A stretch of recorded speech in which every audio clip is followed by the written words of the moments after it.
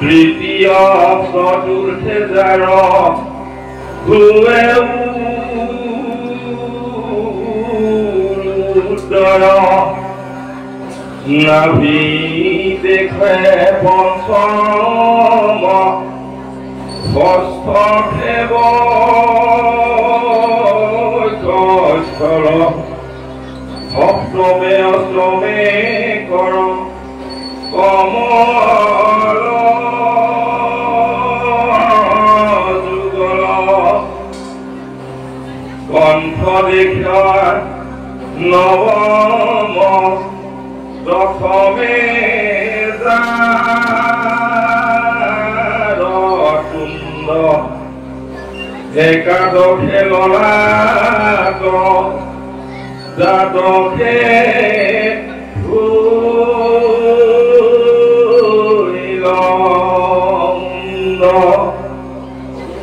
হেন ভাগৱত মূৰ্তি আতিম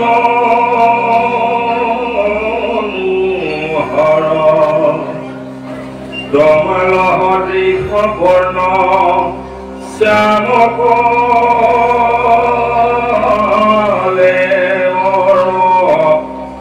হৰি ৰাম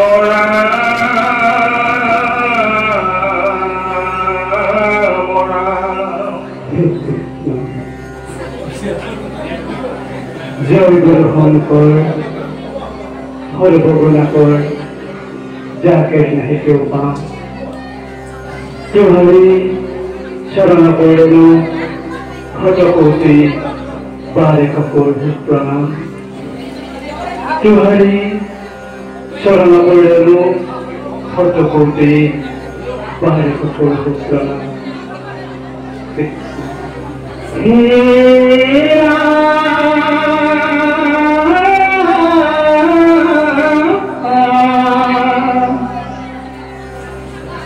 জয় জয় কৃষ্ণ কৃপা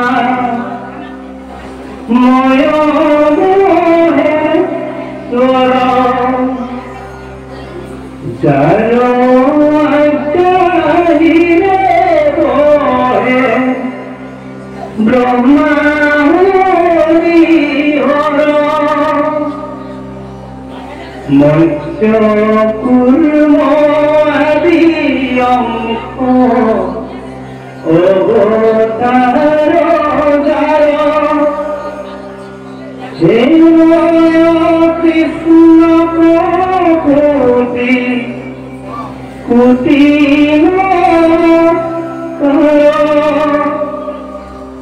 হে কৃষ্ণ কোটি কোটি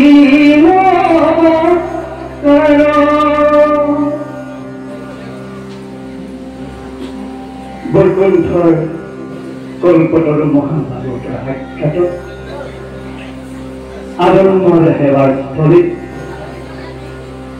সেহেন বৈকুণ্ঠপুৰীত এনেহেন মহাপ্ৰভু গোবিন্দৰ গৃহত এহেন নৈমিষাৰণ্য এনেহেন বদৰিকাশ্ৰমত আসন অলংকৃত কৰি এই পবিত্ৰ অনুষ্ঠানৰ গভীৰতা বৃদ্ধি কৰা সেইবোৰ ঈশ্বৰ তুল্য পিতৃসম্ভকত বৈষ্ণৱক জয়তে আপোনাক সভাৰ চৰণত আমাৰ সশ্ৰদ্ধ পৰিবাৰ জ্ঞাপন কৰিছোঁ।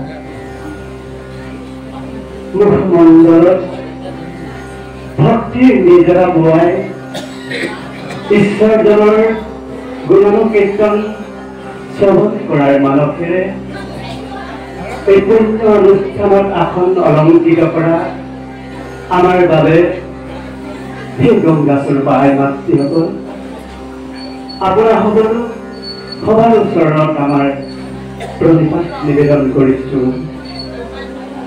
এই মহাপবিত্ৰ অনুষ্ঠানত উপবেষ্ট হৈ সেইজন ঈশ্বৰক অকণমান কাষৰ পৰা চোৱাৰ মানসেৰে ইয়াত উপদেষ্ট হোৱা নৱ প্ৰজন্মৰ আইবা সমস্ত নৱপ্ৰজন্মৰ যুৱক যুৱতীসকল, গোপবালক সদৃশ শিশুসকল, আপোনাৰ হ'বলৈ আমাৰ প্ৰণিপাত নিবেদন কৰিছো। এই মহান অনুষ্ঠানটিৰ গঢ়ি ধৰোঁতা, আগধৰোঁতা, পৰিচালনা সমিতিৰ জ্যেষ্ঠ অতিকে মান্যবৰ সেইজনা সভাপতি মহোদয়, সেইজনা সম্পাদক মহোদয়, লগতে পৰিচালনা সমিতিৰ সকলো বিষয়ববীয়ালৈ আমাৰ আন্তৰিক শ্ৰদ্ধা জ্ঞাপন কৰিছো। এই নামঘৰ ভাগি বহুদিনৰ আগতেই এই ঠাইত এটি নামঘৰ হওক, আমাৰ পুনাতীসকলে ইয়াতে ঈশ্বৰজনৰ উপাসনা কৰিব।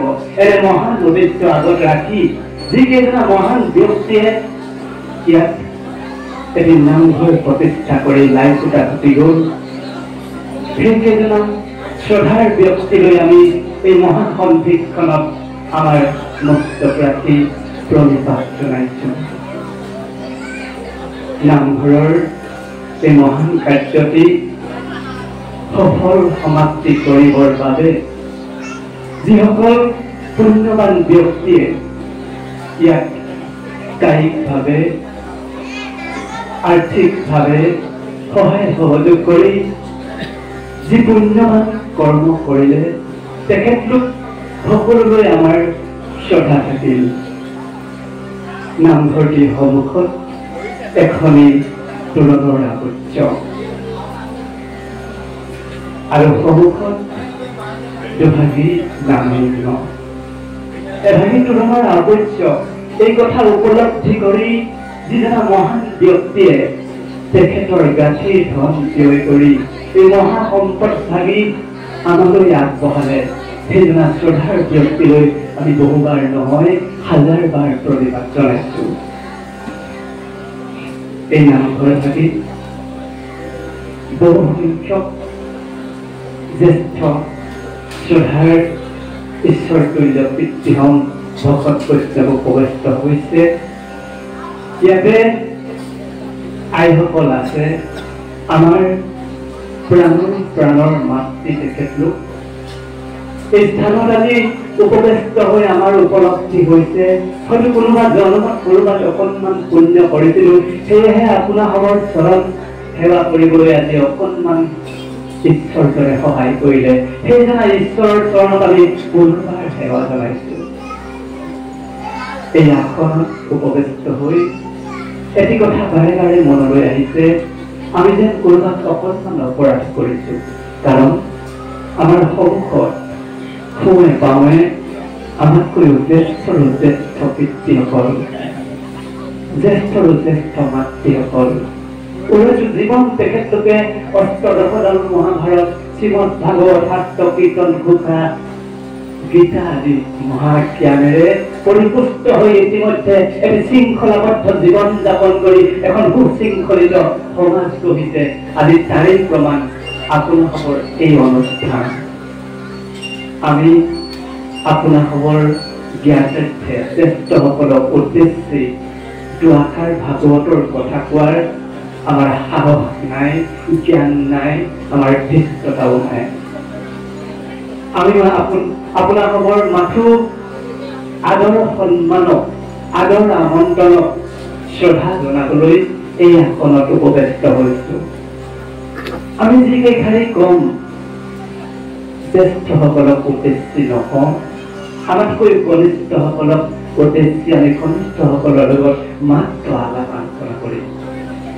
ভাগৱত ব্যাখ্যা বুলি আপোনালোকে নাভাবিব, আমি হেন মোহমতীয়ে ভাগৱতৰ দৰে মহাশাস্ত্ৰৰ ব্যাখ্যা কৰিব পৰা শক্তি আমাৰ ওচৰত নাই। সেই ঈশ্বৰসকল, সেই মাতৃসকল, আমাৰ এই অনুষ্ঠানত এই আসনত বহি উপলব্ধি হ'ল আমি যেন ভাগৱতৰ কথা আৰু কোৱাৰ কোনো স্থল নাই, কাৰণ আপোনালোকে ইতিমধ্যে প্ৰাৰম্ভিক যিকেইটা অনুষ্ঠান পাৰ কৰিছে তাতে সমস্ত ভাগৱতৰ তত্ত্ব মৰ্ম অৰ্থ আপোনালোকে প্ৰকাশ কৰি পেলালে। জ্যেষ্ঠজনক সেৱা, জ্যেষ্ঠজনক মান্য, আইগৰাকীক শ্ৰদ্ধা, আইগৰাকীৰ চৰণ সেৱা। ইয়াতকৈও এই ধৰাধামত শ্ৰেষ্ঠ ধৰ্ম আৰু ক'তো নাই। মহাভাগৱত শাস্ত্ৰত আৰু বেলেগ একো কোৱা নাই যি ধৰ্ম মানৱ ধৰ্ম, যাক সেৱা কৰিলে সেইজন ঈশ্বৰে আমাক দুহাত দাঙি আশীৰ্বাদ দি দিয়ে, সেই জীৱ তোমাৰ আজীৱন কল্যাণ হওক। তাকেই আপোনালোকে অলপ সময়ৰ আগত আমাক নিদৰ্শন দি গ'ল। বহু ঠাইত এনে অনুষ্ঠানত আমন্ত্ৰণ নিমন্ত্ৰণ ক্ৰমে আমি উপৱেষ্ট হৈছো, কিন্তু আজিৰ এই অনুষ্ঠান ব্যক্তিক্ৰম আৰু ব্যক্তিক্ৰম, সেয়া ঈশ্বৰজনৰ কৃপা। এই ব্যক্তিক্ৰমী অনুষ্ঠান যাৰ কৃপাত আপোনালোকৰ মাজলৈ কঢ়িয়াই লৈ আহিলে যিজন ঈশ্বৰে, সেইজন ঈশ্বৰক পুনৰবাৰ সেৱা জনাইছো।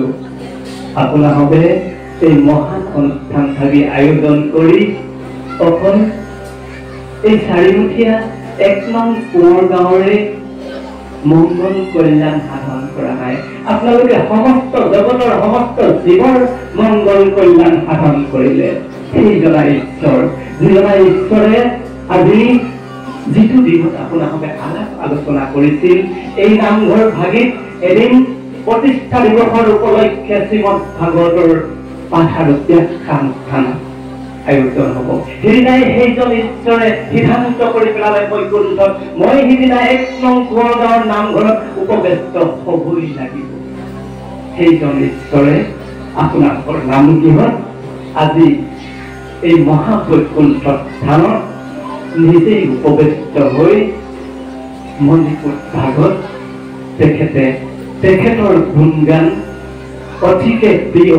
সেয়েহে আমাৰ ফালে চাই প্ৰতি মুহূৰ্তত আনন্দ লাভ কৰিছে। আমি অকণমান চকু ফুৰাইছিলো নামঘৰৰ মণিকূট ভাগলৈ এভাগী সেৱা জনোৱাৰ উদ্দেশ্যে। তাতে আপোনালোকে অতি শ্ৰদ্ধাৰে, অতি কায় কষ্টে ব্ৰতে শ্ৰদ্ধা জনাই এশাৰী বাক্য লিখি ৰাখিলে। ওম নমো ভগৱতে বাসুদেৱায়। মনত খুধনি গৈছে, কিহ লিখিলে? হয়তো এই 12টি আখৰে নিশ্চয় 12টি স্কন্ধ 335টা অধ্যায় 18,000 শ্লোক 5,93,000টা শব্দৰে পৰিপূৰ্ণ শ্ৰীমদ ভাগৱত শাস্ত্ৰৰ তত্ত্ব মৰ্ম অৰ্থ প্ৰকাশ কৰিছে। নিশ্চয় আমি আপোনালোকৰ লগত সৰ্বপ্ৰথমতেই চেষ্টা কৰো এই আলোচনাকে কৰি যাওঁ, কিয়নো এই মহাভাগৱত শাস্ত্ৰবাদীৰ কাষলৈ অহাৰ আগে আগে সেইজন প্ৰভু ঈশ্বৰৰ কাষলৈ যোৱাৰ আগে আগে দুৱাৰে দলিতে কৈ দিলে ওম নমো ভগৱতে বাসুদেৱায় নমঃ। দেউতাসকলে আমাক সহায় কৰিব। ওম, আপোনালোকে এবাৰ উচ্চাৰণ কৰি চাওক। ওম, এই ওম শব্দটি যেতিয়া আমি উচ্চাৰণ কৰো, এই শব্দটি নাভিত উৎপন্ন হয় আৰু মুখেৰে বাহিৰলৈ গুচি আহে। ওম এটি উচ্চাৰণ এক মোহনিত্য দৃঢ়কলায়তে দৈৱস্তাং জগন্নাথতা হিমাং মধুসূদন। হে ঈশ্বৰজন, মই ওম উচ্চাৰণ কৰিছো।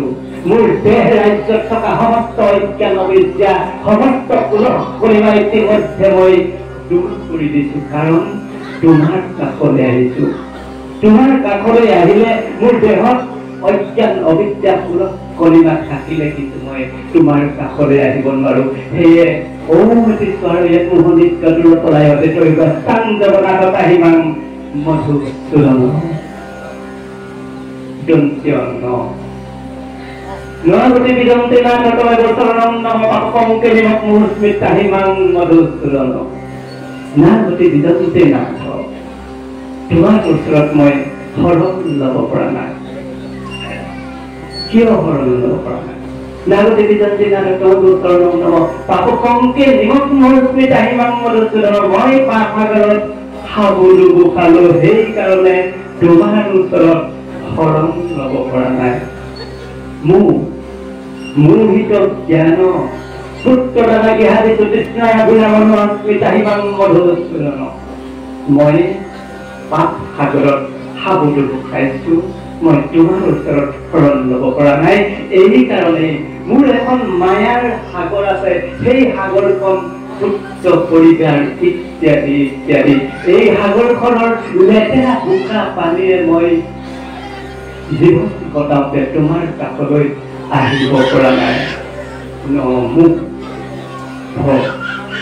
ভক্তিহীন অঞ্চলীন অঞ্চল বহুকান্তৰাং পহুৱা মাথা মনুষ্যতা হিমাং মধুসূদন মই তোমাৰ ওচৰত শৰণ ল'ব পৰা নাই তোমাৰ কাষলৈ আহিব পৰা নাই পাপ সাগৰত সাবডুব খাইছো সেয়ে মোৰ ভক্তিহীন হৈ পৰিছো মই মোৰ ভক্তি নাই মই অনাথ হৈ পৰিছো গতাগতে লোকান্তৰ স্মৃতি গঠন চালবত পশু কুমাৰ বন্ধু বিশ্বাস তাহিবাং মধুসূদন গতাগতে লোকান্তৰ স্মৃতি গঠন চালবত মধু এই যে গতাগতিক যিটো পথ এই যে জগতলৈ মই এবাৰ কীট পতংগ হৈ আহিছো এবাৰ জীৱ-জন্তু হৈ আহিছো এবাৰ চৰাই চিৰিকটি হৈ আহিছো এই যে গতানুগতিক যিটো পথ এই পথটোৱে মই মাত্ৰ অহা যোৱাহে কৰা হৈছে তাৰ বাহিৰে মই তোমাৰ ওচৰত শৰণ ল'ব পৰা নাই কাৰণ মই পাপ সাগৰত সাবুডুব খাই আছো মোক তুমি ৰক্ষা কৰিবা হে প্ৰভু ঈশ্বৰজন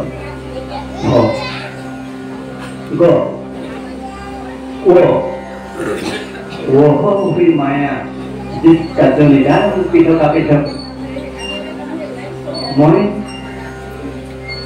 বাৰে বাৰে পৃথক পৃথক জমি পৃথক পৃথক যাতনাত ভোগী এই ধৰালৈ আহিব লগা হৈছে আৰু গৰ্ভবাসে মহাধুপত তাহিবাং মধুসূদন এই যে আহিব লগা যে হৈছে বাৰে বাৰে প্ৰত্যেকবাৰে আহোঁতে মই গৰ্ভবাস খাটিব লগা হৈছে সেই ঈশ্বৰজন গৰ্ভবাস খটাটো অতি যন্ত্ৰণাময় তাৰ পৰা তুমি মোক উদ্ধাৰ কৰা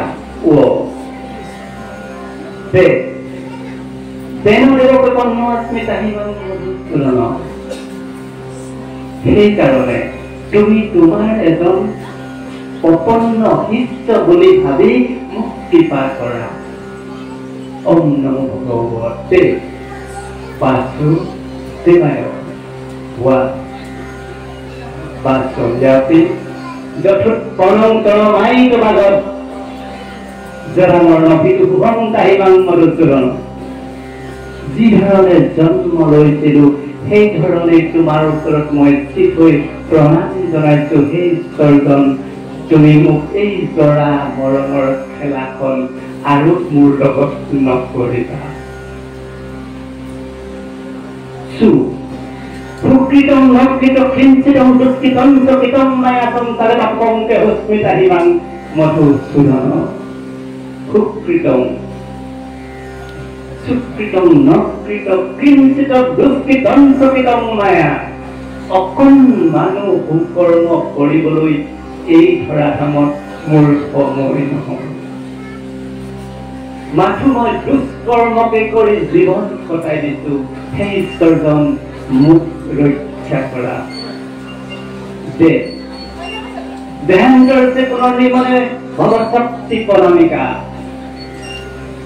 অসপ্তম হীন বিজন্ত তাহিবাং মধুসূদন এই যে দেহটো শেষ হৈ যায় পুনৰ যে নিৰ্মাণ হয় ইয়াক মাত্ৰ তোমাৰ শক্তিহে বুলি প্ৰমাণ ইতিমধ্যে হৈ গৈছে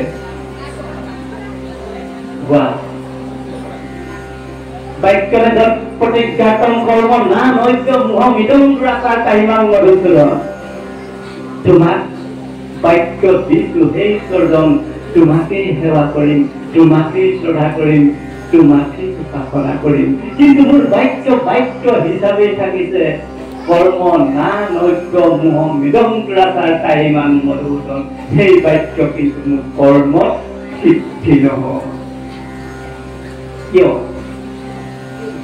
যত যত বাস জাতি শিৱা পুৰুষে যোৱা এই তত্ত্বত চালাং তাহিবাং মধুসূদন যতেই হওক যেতিয়াই হওক যেনেকৈ মই জন্ম নলওঁ, এয়া মোৰ শেষৰ অনুৰোধ। তাতেই যেন তোমাক মই সেৱা কৰিবলৈ পাওঁ, তুমি মোক কৃপা কৰিবা। সেই কাৰকেই জগত গুৰু শ্ৰীমন্ত শংকৰ জনাই উৰেখা বৰ্ণন নৱম কীৰ্তনত কৈ দিলে।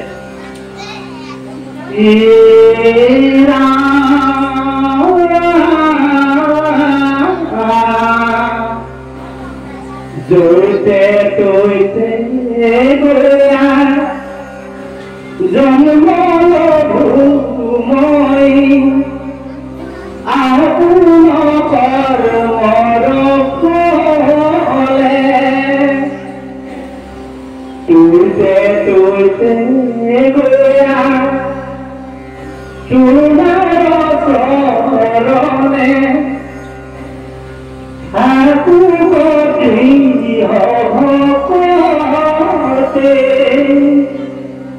কৃষ্ণ কৃষ্ণ কৃষ্ণ। এনে পবিত্ৰ অনুষ্ঠানৰ আজিৰ তাৰিখত এনে গাঁও নাই, এনে চহৰ নাই, এনে নগৰ নাই, য'ত মহাভাগৱত শাস্ত্ৰৰ শ্ৰৱণ কীৰ্তন হোৱা নাই। কিন্তু সমান্তৰালভাৱে এই অনুষ্ঠানবিলাক যিমান দ্ৰুত গতিত আমি আয়োজন কৰিছো, সিমান দ্ৰুত গতিত আমাৰ অনুভৱ হয় আমি যেন আগবাঢ়িব পৰা নাই ইয়াৰ জ্ঞান তত্ত্বৰে। হয়তো ক'ৰবাত কেৰুণ আছে আমাৰ উপলব্ধি, কিন্তু ক'ত আছে এই কেৰুণ? এই কেৰুণবিলাক আমি এনেহেন মহা পবিত্ৰ অনুষ্ঠানত বিচাৰিব লাগিব। কাৰণ যিখন সমাজত আমি বাস কৰিছো, এইখন সমাজত শ্ৰীমদ ভাগৱত শাস্ত্ৰৰ অধ্যয়নে আজি আপোনালোকক অলপ আগতেই কৈ দিলে এই সমাজখনৰ স্বৰূপৰ বিষয়ে। জ্যেষ্ঠজনক সন্মান, কনিষ্ঠজনক মৰম ইত্যাদি ইত্যাদি কথাবোৰ। সেয়েহে এই ভাগৱত শাস্ত্ৰত কোনোবাত আমি উজুতি খাইছো নেকি? এই মহাশাস্ত্ৰভাগী শ্ৰৱণ কীৰ্তনৰ ক্ষেত্ৰত কিছুমান বিশেষ কথা আমাৰ প্ৰয়োজন হৈ পৰে। আমি যে শুনিছো, এই শুনাৰ কাৰ্যটো প্ৰকৃততে আমি কাণেৰে শুনিছো নে মনেৰে শুনিছো নে হৃদয়ংগম কৰিছো? এয়া এক বিশেষ কথা। যদি আমি মনেৰে শুনিছো, যদি আমি হৃদয়ংগম কৰিছো, তেনেহলে আমি প্ৰকৃতাৰ্থত মহাভাগৱত শাস্ত্ৰৰ কাষলৈ আহিছো। সেই ঈশ্বৰসকল, সেই মাতৃসকল, জীৱনটো দুটা পথেৰে আমি গতি কৰি আছো। এটি পথ মৃত্যুৰ বাবে আগবাঢ়ি গৈ আছো, আনটি পথ মুখ্য শাসনৰ ফালে গৈ আছো। দুয়োটা পথৰ পাৰ্থক্য আছে। এই যে মৃত্যুৰ ফালে গৈ থাকিব লাগে, এইটো একেবাৰে সহজ। জীৱনটো মাত্ৰ উপভোগ কৰিলেই হয়। কিন্তু দ্বিতীয়টো পথ মুখ্য সাধন, ইয়াত কিন্তু জটিলতা আছে। ঈশ্বৰজনে কৈছে, হে জীৱ, যদিও বা জটিলতা আছে, এয়াহে তোমাৰ জীৱন। আমি মুখ্য সাধনৰ ফালে গতি কৰিব লাগিব। আমি প্ৰকৃতাৰ্থত এটা সময়লৈকে এটি অসুচি দেহাৰে জীৱন যাপন কৰো। আমি অপবিত্ৰ হৈ থাকো সিদিনালৈকে, যিদিনালৈকে আমাৰ মনে নকব, যিদিনালৈকে আমাৰ প্ৰাণে নকব যে শ্ৰীমদ ভাগৱত অষ্টদশদল মহাভাৰত গীতা কীৰ্তন ঘোষা আদিৰ জ্ঞানেৰে পৰিপুষ্ট হোৱাটো জীৱনৰ ধৰ্ম আৰু জীৱনৰ কৰ্ম। আমি সিদিনাই উপলব্ধি কৰিম আমি যে প্ৰকৃততে পবিত্ৰ হৈছো, প্ৰকৃততে শুদ্ধ হৈছো, প্ৰকৃততে সত্যত আছো। যিদিনা আমাৰ পুৰণাত অকণমানকৈ শুনিম শ্ৰীমদ ভাগৱত শাস্ত্ৰৰ শ্ৰৱণ হৈছে, কীৰ্তন হৈছে, সেই ঠাইৰ পৰাই যেন আমি অকণমান যদি আমাৰ মূৰটো ঘূৰাই দিবলৈ মন যায়, আমি বুজি পাম আমি সঁচাকৈ পবিত্ৰ হৈছো, আমি নিশা হৈছো, আমাৰ জীৱন ধন্য হৈছে।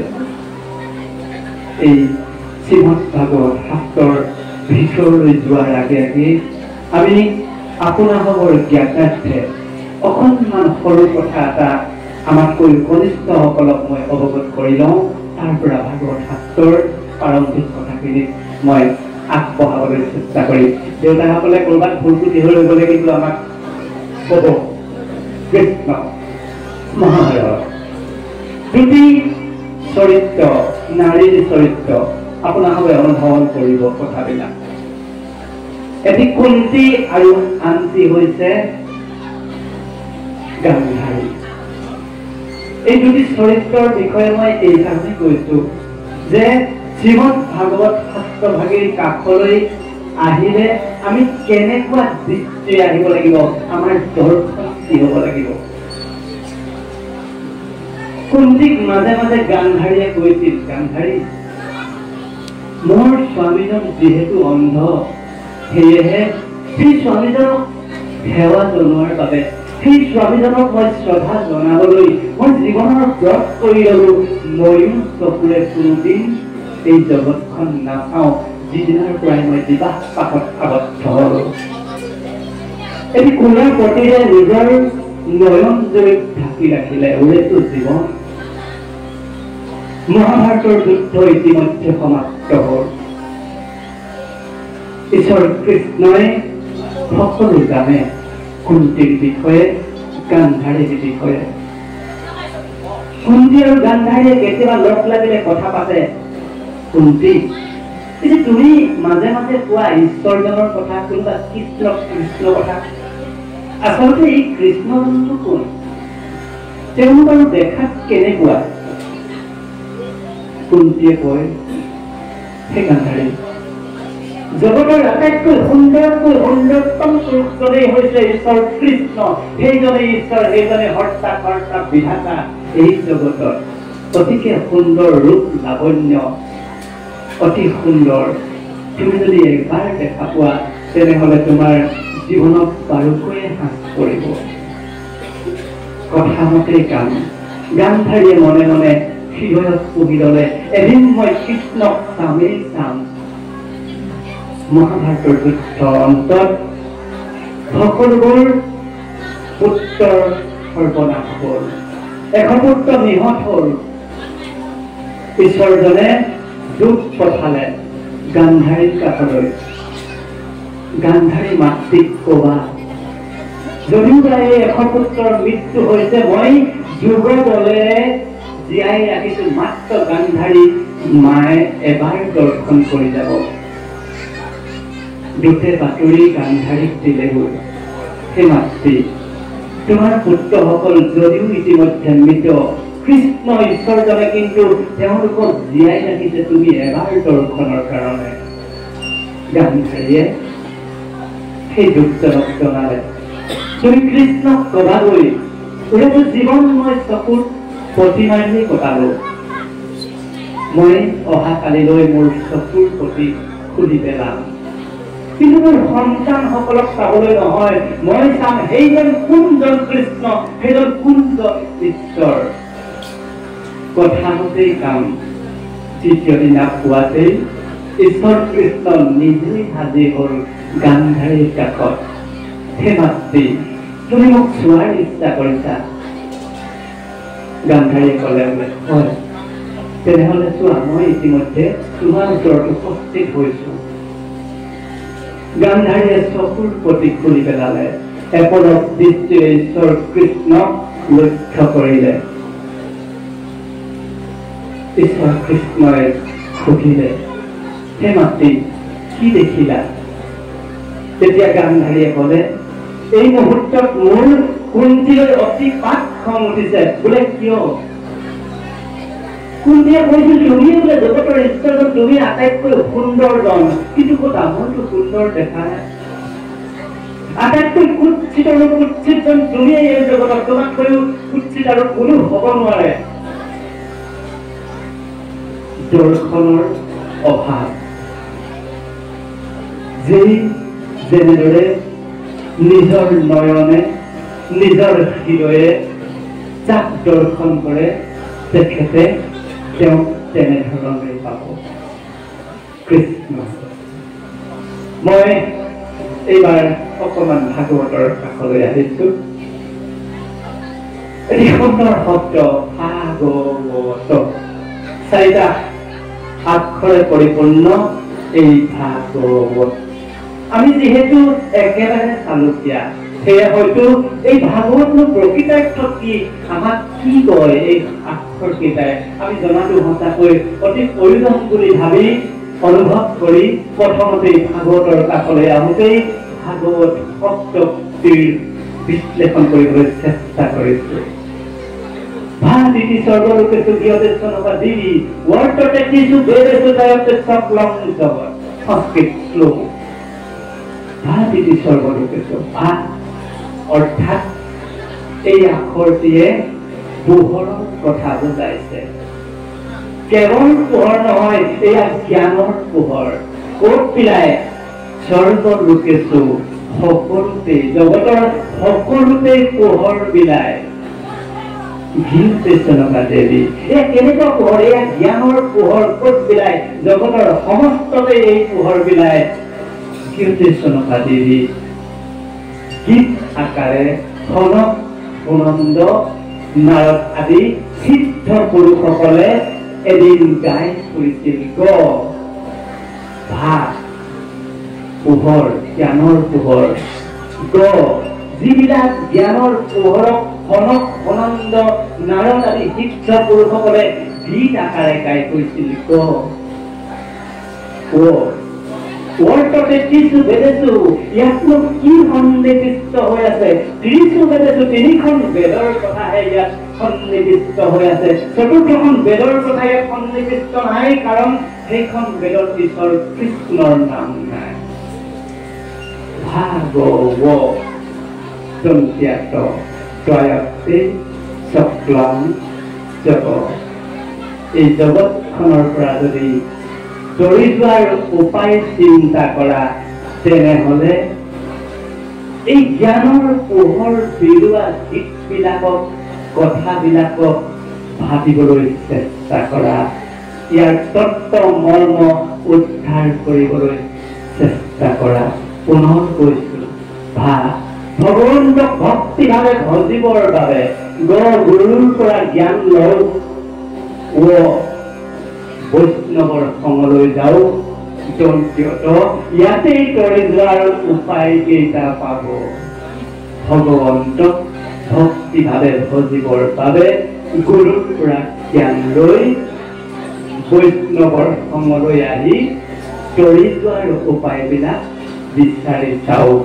এই মহাপুণ্য পবিত্ৰ অনুষ্ঠানত আমি সকলোৱে আজি জীৱন তৰি যোৱাৰ উপায় বিচাৰিছো। সেইজন পূৰ্ণ কৃষ্ণ ভগৱন্তই এই নামঘৰৰ মাজ মজিয়াত নিজে বিৰাজমান হৈ আমাৰ ফালে প্ৰতি মুহূৰ্তত দুহাত দাঙি আশীৰ্বাদ দিবলৈ আমালৈ দৌৰি আছে। নাহং তিষ্ঠামি বৈকুণ্ঠে যোগেনং হৃদয়ান্নস্ত মধ্য গায়ন তিষ্ঠামি নাৰদ। হে নাৰদ, মোৰ কাষলৈ সঘনাই আহি নাথাকিবা বোলে। কিয়? কেতিয়াবা মোক লগ নাপাবও পাৰা। মই সদায় এই বৈকুণ্ঠত নাথাকো। যেতিয়াই দিন মোৰ ভকতসকলে মোৰ নাম গুণেৰে অনুষ্ঠান প্ৰতিষ্ঠান আৰম্ভ কৰি জগতৰ মই মংগল কল্যাণ সাধনৰ চেষ্টা কৰে, মই তাতেই উপবিষ্ট হওঁ। মোক সদায় লগ নাপাবা, তুমি কিন্তু বেয়া নাপাবা। আজি পূৰ্ণ পবিত্ৰ অনুষ্ঠানত সেইজন ঈশ্বৰে সেই বৈকুণ্ঠ স্থান এৰি আমাৰ মাজলৈ আহিলে। পুনৰবাৰ আমি সেইজন ঈশ্বৰক সেৱা শ্ৰদ্ধা জ্ঞাপন কৰিছো। ইয়াৰ পাছত এই যে ভাগৱত থাকি আমি পালো ক'ত? বুজি পাইছো, ভগৱন্তক ভক্তিভাৱে ভজিবৰ বাবে গুৰুৰ পৰা জ্ঞান লৈ বৈষ্ণৱৰ সংগলৈ গলে আমি এই ভাগৱত শাস্ত্ৰৰ তত্ত্ব মৰ্ম উদ্ধাৰ কৰিলে জীৱনটো তৰি যাম। কিন্তু পালো ক'ত? এই মহাভাগৱত শাস্ত্ৰভাগী ব্ৰহ্মাদেৱে ঈশ্বৰ কৃষ্ণৰ পৰা স্বয়ং নাৰায়ণৰ পৰা লাভ কৰিছিল মাত্ৰ 36 শ্লোকত। সেইজন স্বয়ং নাৰায়ণে দান কৰিলে ব্ৰহ্মাদেৱক। ব্ৰহ্মাদেৱে পুনৰ মানৱ পুত্ৰ নাৰদক প্ৰদান কৰিলে। নাৰদে ব্যাসদেৱ যিজন টিকালজ্ঞ ঋষি, যিজনে অদূৰ ভৱিষ্যত বৰ্তমান অতীত সকলোকে জানে, সেইজন ব্যাসদেৱ ব্ৰহ্মাদেৱৰ পুত্ৰ মৰিচতী অংগীৰা পুলস্ত্য পুলকুট বশিষ্ঠ, শেষৰজন পুত্ৰ বশিষ্ঠৰ পুত্ৰ শক্তিৰ পুত্ৰ পৰাশৰৰ নন্দন, সেইজন ব্যাসদেৱ যিজনে বৰ্তমান ভৱিষ্যত অতীত সকলোকে জানে, সেইজনৰ পূৰ্ণ ঈশ্বৰ কৃষ্ণৰে এটা ৰূপ। সেইজন ব্যাসদেৱেই এই ভাগৱত ভাগী নিজৰ পুত্ৰ শুকদেৱক পঢ়ালে, বুজালে আৰু শিকালে। এই জগতত সেইজনা শুক মহাদেৱে এই ভাগৱত শাস্ত্ৰ ভাগী ৰজা পৰীক্ষিতক কোৱাৰ তলেৰে আমালৈ দি গ'ল। 12টা স্কন্ধ, একাদশ স্কন্ধ। এই একাদশ স্কন্ধত ঈশ্বৰ কৃষ্ণজনে উদ্ধৱক কৈছিল,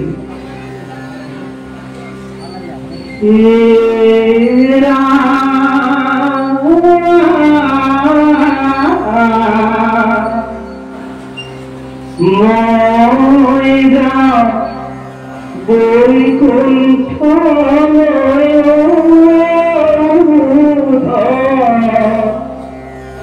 তুমি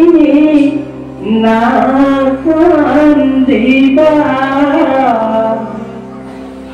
বদৰিকা আসমনীয়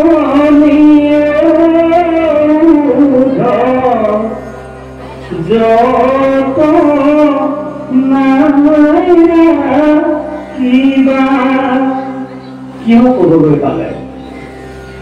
একাদশ স্কন্ধত ঈশ্বৰ কৃষ্ণজনে নিজৰ কৰ্ম সামৰি দ্বাপৰ যুগত সেইজন ঈশ্বৰ কৃষ্ণই জগতত বিলাই দিব বিচাৰিছিল, জগতত জনাই দিব বিচাৰিছিল, সেই জীৱ তোমালোকে চাই থকা মই ঈশ্বৰ কৃষ্ণজন এই জগতত নিজেই মোৰ মায়াৰ বলত অৱতাৰ হৈ সময়ে সময়ে ভক্তসকলক ৰক্ষা কৰো। যেতিয়াই অধৰ্মৰ প্ৰাদুৰ্ভাৱ ঘটে, ধৰ্মক ৰক্ষা কৰিবলৈ মই কুণ্ঠাবোধ নকৰো, আৰু সেই দাপৰত মই মহাভাৰতৰ সূচনা কৰি অধৰ্মক প্ৰাণ নাশ কৰি ধৰ্মক সিংহাসন দিলো, ধৰ্ম প্ৰতিষ্ঠা কৰিলো। এয়াই মই স্বৰূপ ঈশ্বৰজনৰ কাৰ্য কৰ্ম আৰু পবিত্ৰ ধৰ্ম। সেই সময়ত ঈশ্বৰজনে নিজেই কংসৰ অন্ধকাৰ কাৰাগাৰত দৈৱকীৰ গৰ্ভত জন্ম লৈ জগতত বুজাই দিলে, মই স্বৰূপ ঈশ্বৰজনৰ সম আৰু এই জগতত কোনো নাই।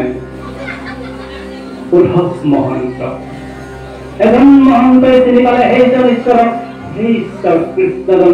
তুমি হৰ্তা কৰ্তা বিধাতা, তুমি মোৰ প্ৰাণৰ প্ৰাণ, তুমি মোৰ বান্ধৱ, তোমাৰ বাহিৰে অন্য লগত বন্ধুত্ব পাতি এই জগতত আৰু একো লাভ নাই। বিচাৰ কৰিছিল উদ্ধৱ মহন্তই সেইজন কৃষ্ণ। ইতিমধ্যে ঈশ্বৰজনে নিজৰ লীলাসমূহ দাপৰত সামৰি বৈকুণ্ঠলৈ পুনৰ যাবলৈ যোজা চলাই আছিল। সেই সময়ত উদ্ধৱ মহন্তই গৈ সকলো বুজি পালে, ঈশ্বৰজনে ইতিমধ্যে বৈকুণ্ঠলৈ যোৱাৰ প্ৰচেষ্টা কৰিছে। বিনাই কান্দিলে, সেই ঈশ্বৰজন তুমি শয়ন কৰিছিলা বাবে মই শয়ন কৰিছিলো, তুমি অন্ন লৈছিলা বাবে মই অন্ন লৈছিলো, তুমি জীৱিত আছা বাবে মই জীৱিত হৈ আছিলো। এনে মুহূৰ্তত তুমি যদি মোক এৰি বৈকুণ্ঠলৈ গমন কৰা, তেনেহলে এই জগতত মই থাকি একো লাভ নহব, তোমাৰ লগত মোকো লগত লৈ যোৱা।